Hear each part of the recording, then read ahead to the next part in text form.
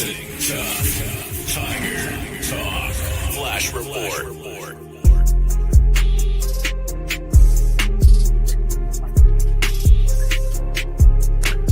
Remarkable day for our university. Remarkable day for our football team that displayed resiliency, toughness, all the things that make us Tigers. My pregame speech to our football team said to them, I know you want to play hard. I know you're going to play hard. Here's what the charge and the ask is, that when adversity hits you, you find a way, you will the way, and you keep on punching because it's going to happen. I wish I could tell you we're going to shut them out and it'll be 50-0. That's not a reality. The reality is you're going to have to earn everything that you get, and they won't give it to you. They never have. And so we find ourselves in the first quarter, 14-0. After the first series, a block punt that went scoop and score. Then they answered it again. And so it tests our resolve, and it makes you look in the mirror at yourself to see if you have what it takes. We had what it took today. I'm so proud of our football team and how they represented themselves, our university, and they never say die spirit. They just kept on fighting and kept on punching.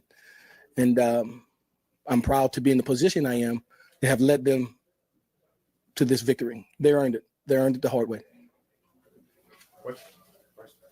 Coach, you have a long-standing relationship with Harlem and his family. Just talk about what you saw out of him tonight and just his ability to make guys miss, I would say. Yeah, we had various situations throughout the game, and you play it out. And I stood before you guys last week in a 2-minute or middleweight, if you will, the end of the second going into the third with us getting the ball back. And from up top, the question that was asked was, do we want to just kneel it? No, we're not kneeling it. No, we're not going to just kneel it. We're going for points. We're going to empty the chamber. We're going for points.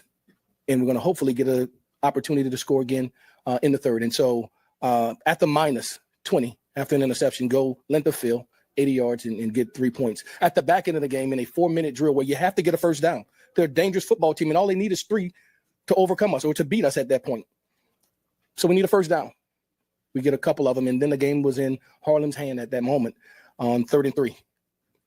And you got to make a decision. All right, do you kick a field goal and still give them opportunity with a very dangerous quarterback in offense, the number 8th offense in college football, or do you try to shut the door? Because all you need is 3. And he pops a big one. He takes it on his own. He knew that there would be one guy backside. Go win you one-on-one. This is what you were born to do. He won his one-on-one, and it helped propel us to victory. Yeah. Coach, on your game-winning drive, you broke out some very creative plays. Yeah. Did you practice those all during the week and you're saving them all for one drive, or what's the thinking? No, we practiced them all week. Some had been with us, some from last week, some we added this week, just vulnerabilities and ways we thought we had to be creative to find a way to score. And so to the staff, it was, we're going to just leave these bullets here and practice these plays and come back and then talk about, man, we should have did this. We could have did that. We're not doing it. Empty the chamber, use everything that we've practiced. And we began to call those things and go down the field. And it worked out for us. They worked out in our favor. And there are no guarantees, but it gives you a chance. And also, that's all our kids needed and wanted was a chance. And so we called the things that we thought could give us opportunity to get chunk yardage and big plays. And tonight it worked, or this afternoon it worked in our favor. How was Michael Van Buren today in his first start, at least from your vantage point? Yeah, he started off a little slow, but he got going and he got comfortable. This is that's a huge responsibility for the quarterback of the LSU Fighting Tigers to go into that arena. Our fans are the best in the world. Our fans can be tough sometimes as well. And so he knew what was in front of him. He got comfortable and began to take control of the game, of the football team, and picked up huge yardage at opportunities and rushing and great throws at times as well. I was proud of him. I thought he played admirably and got the game into a point where he was able to affect change and dictate for our football team. Jessica.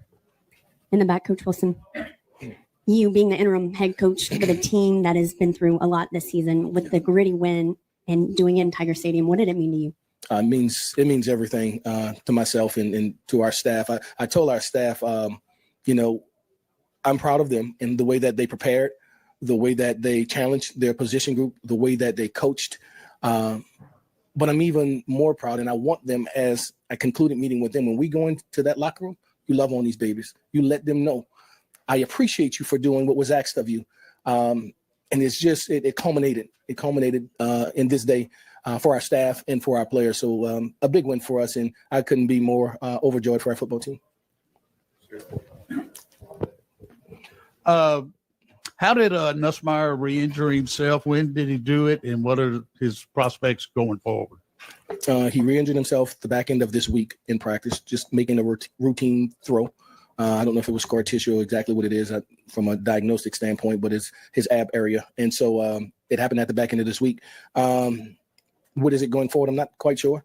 You know, we practiced up until yesterday to see if there was opportunity that was potential if we got in an emergency situation, and he was not able to do so.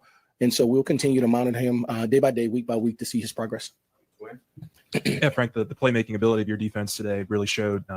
Looked like they bent at times but never broke. Just talk about their performances and just how big of a boost they gave you today. Yeah, 3 turnovers. You know, knocked the ball away, picked the ball off, goal line stand, short yardage stand, and just continue to make play after play. And that's the reality of it, right? Of a heavyweight fight.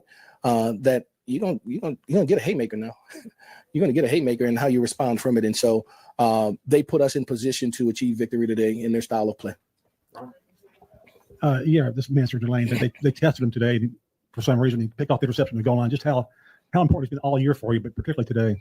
Yeah, you know, he's a young man who knows what he wants, right? He came here to position himself to have an opportunity to get into the playoffs. He's a young man that came here to position himself with an opportunity to enhance his draft potential. He does it weekly for us in his preparation. It carries over on Saturdays and games.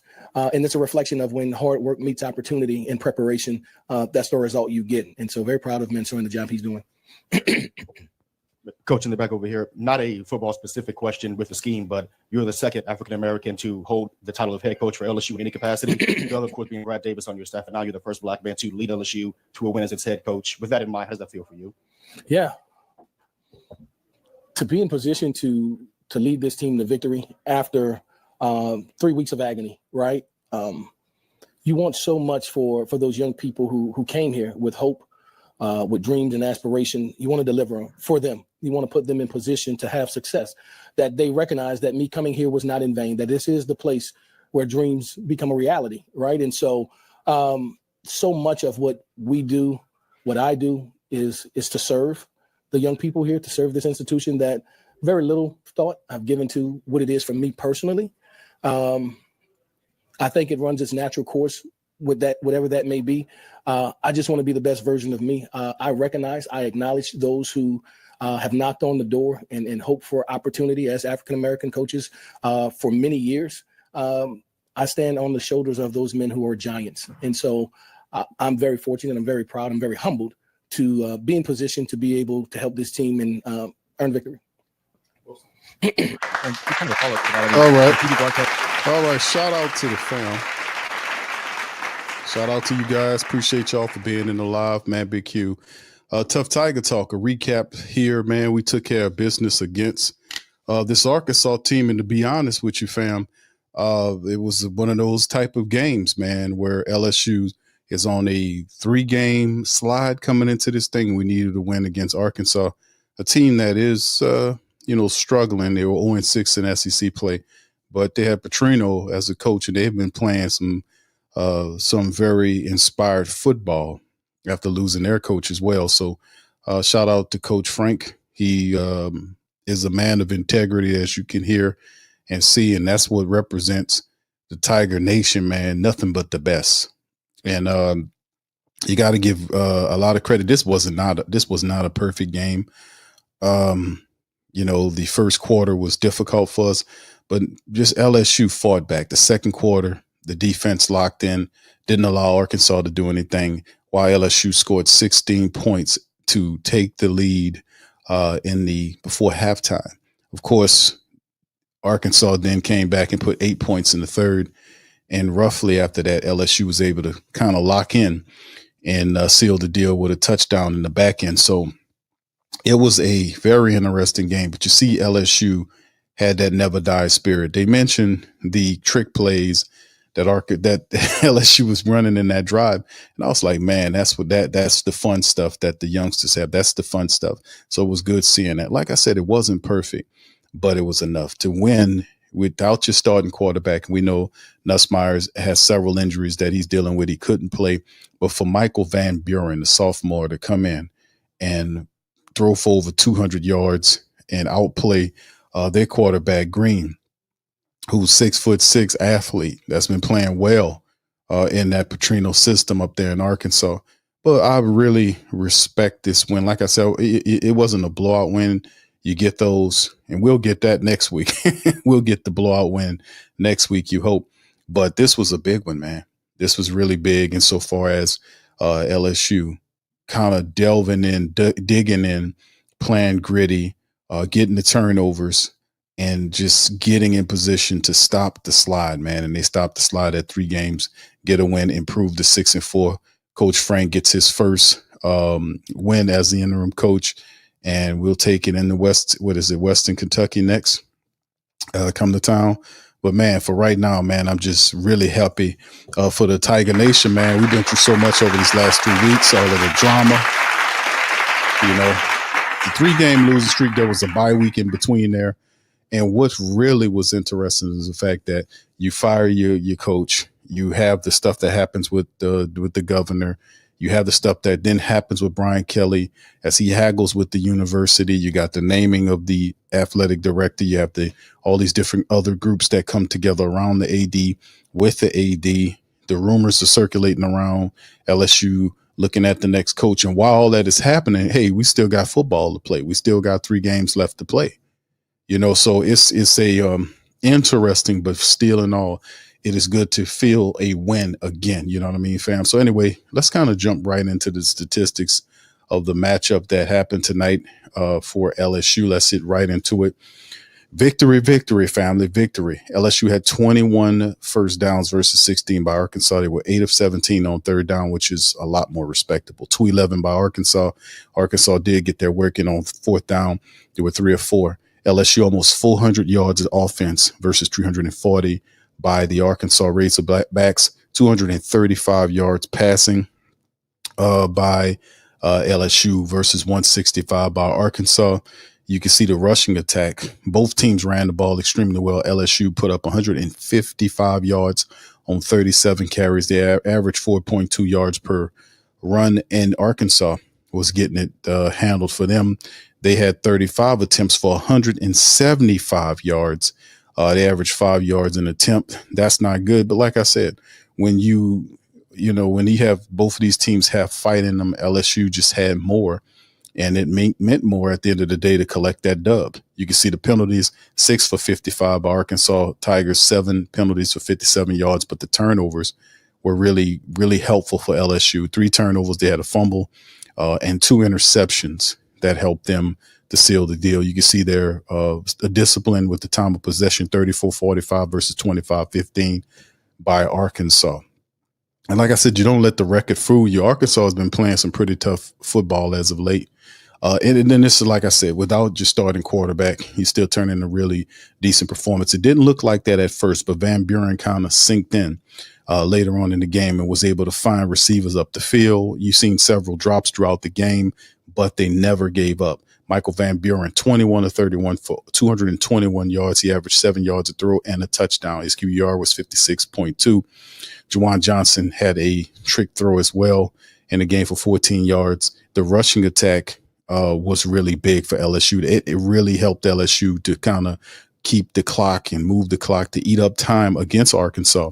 Caden Durham led the day, 12 carries for 65 yards. He averaged almost 5.5 yards per rush. He had a touchdown. Harlan Berry, with the elusibility that he showed, 11 carries for 52 yards, almost 5 yards a carry. He is the future of LSU. Michael Van Buren had 10 scrambles for 36 yards and almost averaged 4 yards a scramble as well. So you throw Durham, Cade, you throw Harlem, you throw Van Buren, who has dual ability. He had a solid game in retrospect. If you take a look at his contribution, passing the ball with over 220 yards, and he ran and scrambled around 10 times for 36 yards to add along with what Cade Durham and Harlem Berry did. So really good that way. The receiving game for LSU, Xavier Thomas had 6 grabs for 80 yards. He averaged 13.3. He was big, got a little dinged up in there. Baron Brown had 3 for 44. K. Durham also caught 3 for 34. Harlem Berry had 3 for 24. Kyle Parker, 2 for 16. 1 for Trey Green, who was out there blocking, but not really a point in the game. So to be able to win the game without going to Trey was big. Bauer Sharp also had a touchdown catch. He kind of flexing on him in the end zone. 1 grab for 12 yards for him in the matchup. So good to see our tight ends finally get what they belong.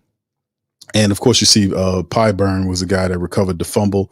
Our defensive end, our top tackler was Tamarcus Cooley. He had 8 along with AJ Halsey.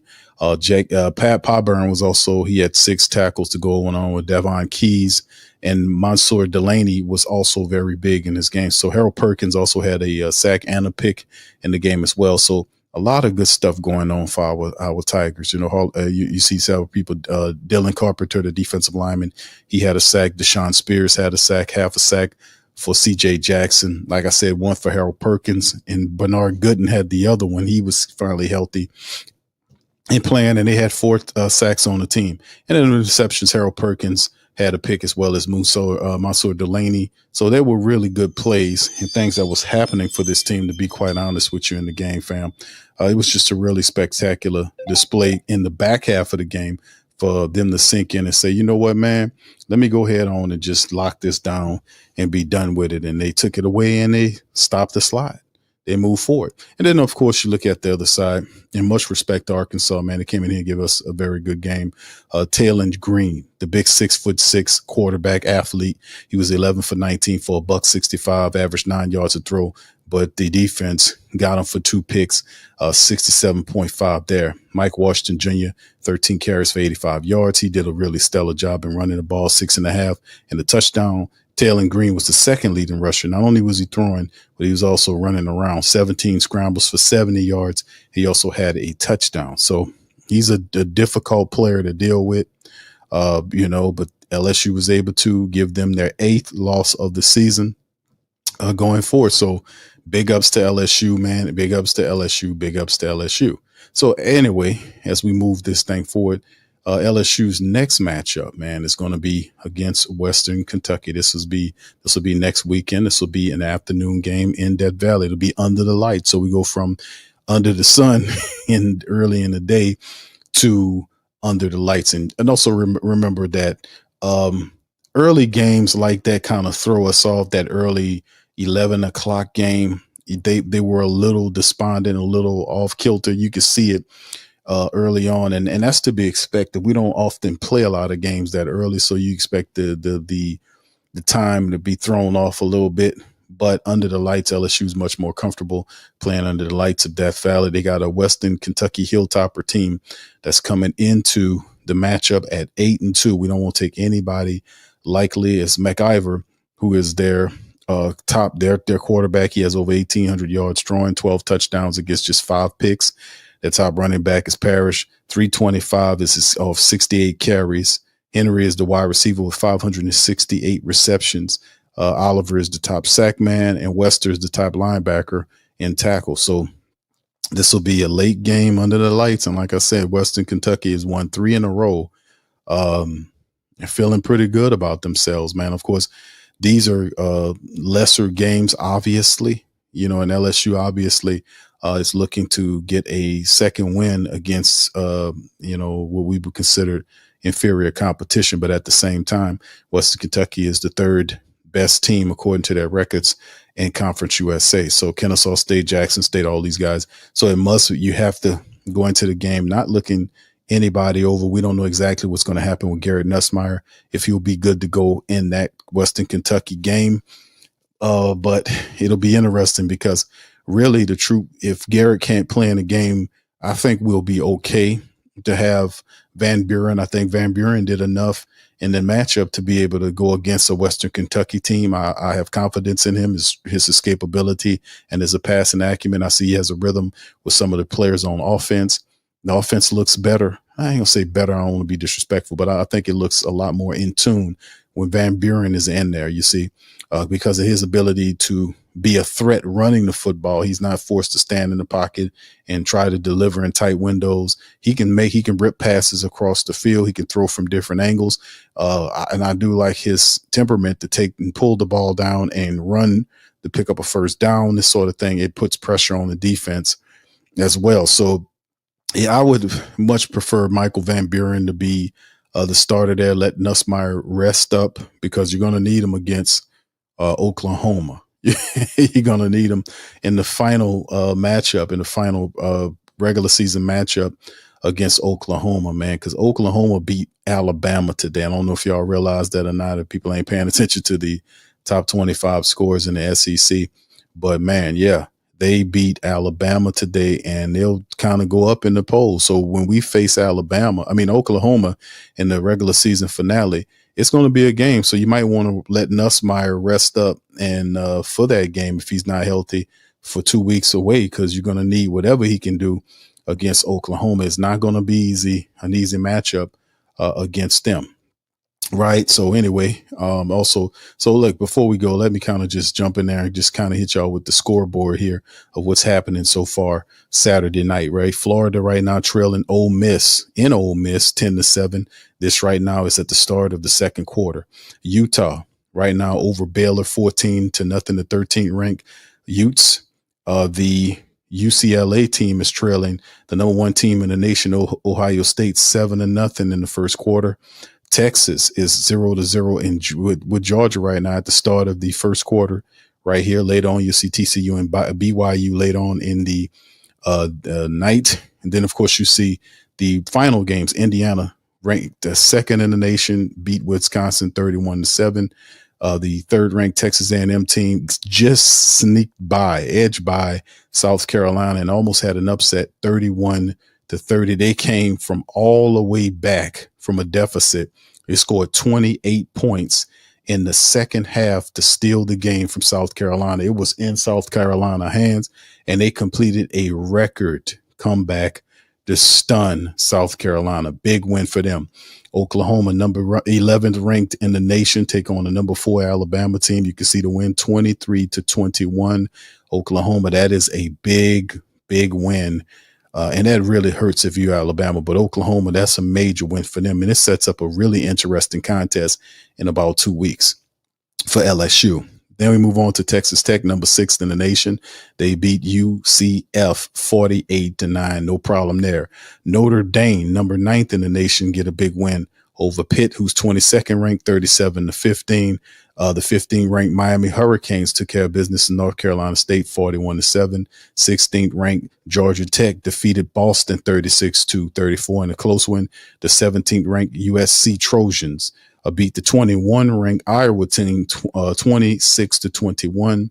The Michigan 18th ranked Michigan Wolverines edge out Northwestern 24-22. Virginia, 19th ranked in the country, beats Duke 34-17. The 23rd ranked Tennessee Vols took care of business against New Mexico State 42-9. The South Florida Bulls, 24th ranked, upset by Navy 41-38. What an upset that is if you're South Florida. And of course, the final Arizona falls to, or actually upset Cincinnati, number 25th ranked Cincinnati, 30-24. So a couple of upsets happening this week for real. And it should shake up some stuff in the polls, man, in the ranking system to see what happened. You see Navy beating South Florida. You see Arizona topping Cincinnati. Quite a few upsets happen this week as well. And we should see some shaking up in the polls, to be honest with you, fam. We should see some shaking up going on here after these several upsets. Oklahoma was a big one over Alabama.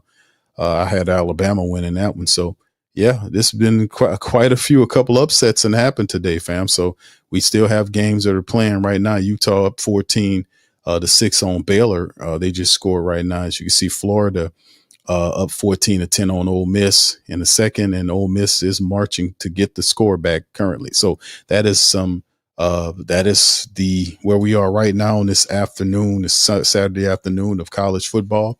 Also of note that shout out to the Tough Tiger Talk family and LSU. Coach Frank wins his first game as a head coach. LSU improves, man, to 6-4. We have Western Kentucky coming in, and it's going to be interesting, to be honest with you, fam, moving forward. So it's 2 weeks left in the regular season. We looking good. I won't overlook Western Kentucky. We have to take care of business against the Hilltoppers, and then we have a big matchup against Oklahoma, man, for real. So anyway, with that being said, man, y'all fill in the comment section.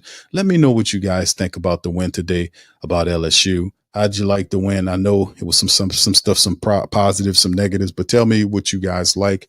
And who do you prefer to still be at the quarterback position? Asking the Tough Tiger Talk Nation. Do you guys think Van Buren should continue to lead the team for the rest of the regular season? Or do you feel like just let Nussmeier heal up and get ready for stiffer competition, and particularly, heal up to get ready for the Oklahoma matchup at the end of the season? Oklahoma could be very well catapulted into top 5 status, fam. By the time we get ready to see them, they could be well enough to be a top 5 team. They beat Alabama. I think Alabama was ranked either third or fourth in the country, and they beat them. Let me check that. Yeah, they were 4th ranked in the nation. So Oklahoma was 11. With that should put them inside of the top 10. And by the time we get ready to see them, they could possibly be a top 5 team. So that's just an interesting matchup that we'll see with that team, Oklahoma. And we have them in the season finale.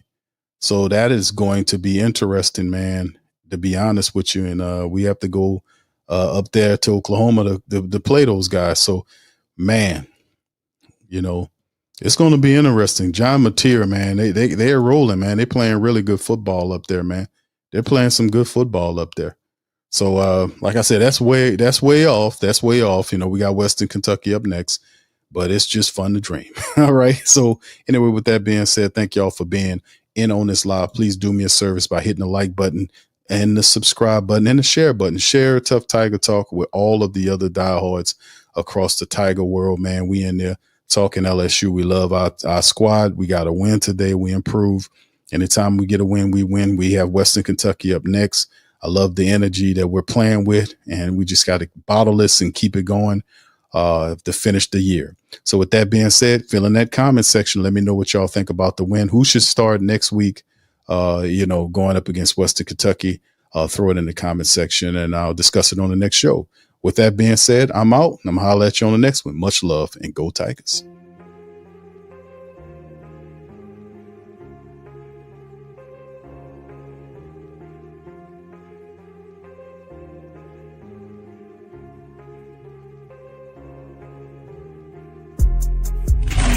Subscribe to the Tough Tiger Talk channel and stay up to date for all things LSU football.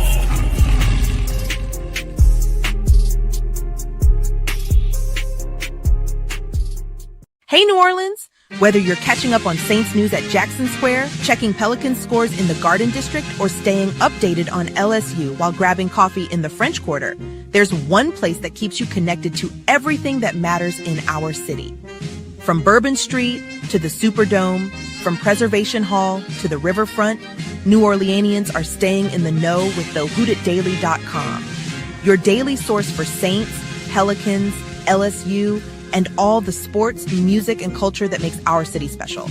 At work downtown, at a game in the Dome, or just relaxing by the Mississippi, wherever life takes you in the Big Easy, you can stay connected.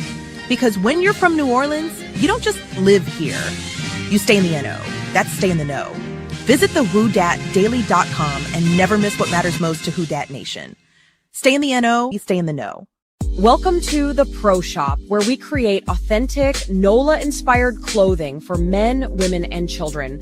From Saints jerseys to Pelicans gear, everything's crafted right here in New Orleans. Whether you're shopping the Pro Shop, the Pel Shop, or the Pro Shop Kids, we've got your whole family covered with genuine merchandise that represents our city's spirit. Check for links in the description section below or in the chat.